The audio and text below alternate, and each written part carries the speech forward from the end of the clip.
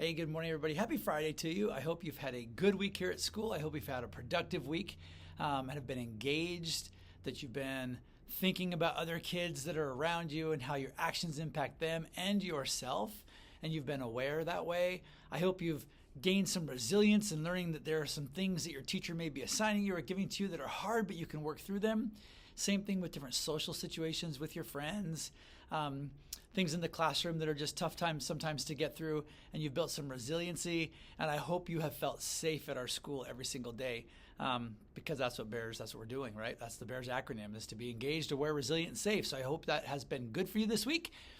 And now I'm on our final manner for this week, and this is manner 15. I don't seem to be able to count very well while I'm doing this for some reason. I've done, I think twice I said we were on manner 11. I did manner 13 twice again as well. And then I also skipped manner 7 at some point, I think, or 8 or whatever it was. So I'm going to try to get better at that this next week. That's my hope, to get a little bit better and build some resiliency next week to be doing a better job with that.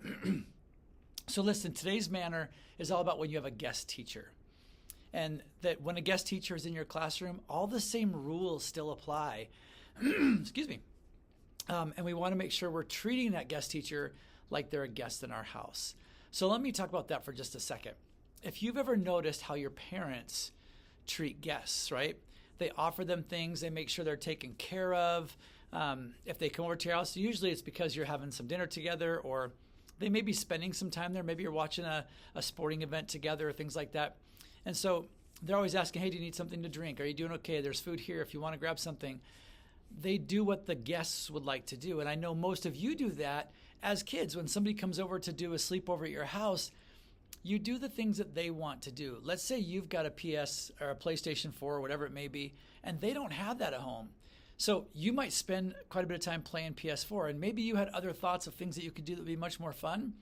But if that's what they want to do, that's what you do, because they're the guest. Notice I said, regardless of what you want to do, you do what they want. If you go over to another friend's house and they've got a trampoline and you don't have one at home, you probably want to spend a lot of time on the trampoline. And they're usually okay with that, and they'll do that. Even though that wasn't maybe what they wanted to spend that much time doing, they know that you're the guest, and so you do what they want to do. It doesn't matter about what you want to do. That's a huge awareness piece. So when you get a guest teacher in the classroom, you have to know that they are going to do some things different than your teacher, because they're not your teacher. And they also, you need to make sure that you're doing the things that aren't about you, but are about them, to help them have a great day and a great time in your classroom as the guest, just like you do with a friend. And we also want to make sure we treat them with the same respect you treat your teacher. Honestly, even a little bit more. These are great opportunities to use the word sir or ma'am.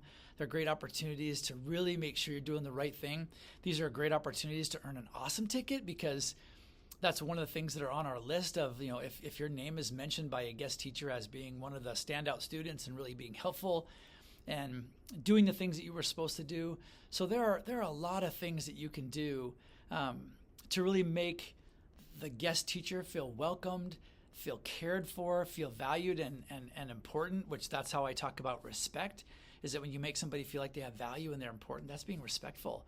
So I want you to really think about that as we go through this year, and making sure that you're always keeping that one in mind. Every time you have a guest teacher or you see a guest teacher in the class or in the hallways, you can stop and introduce yourself. Hi, I'll use my name. My name is Mr. Niemeyer. It's great to meet you. Thanks for coming to our school today. I hope you have an awesome day. That would be so wonderful if you could do that when you recognize it, when you see a face that you don't recognize, but they're wearing one of our ID badges, right? Because they will still have a district ID badge like this. It'll have their picture. It'll have their name, and it will usually just say substitute teacher or Billings Public Schools under there, just to show that they work for the schools. So that is something that you can do to make an impact and just show the kind of people that we are here at our school. So have an awesome Friday and have a great weekend. I hope you get a chance to get outside, play a little bit, do some things you enjoy. And teachers, please make sure you're taking a little bit of time for yourselves too. You guys do so much around the school to build our entire community, not just our Beartooth community, but our entire community, make it stronger every day. So thank you for everything that you're doing. I appreciate you very much. Have an awesome weekend.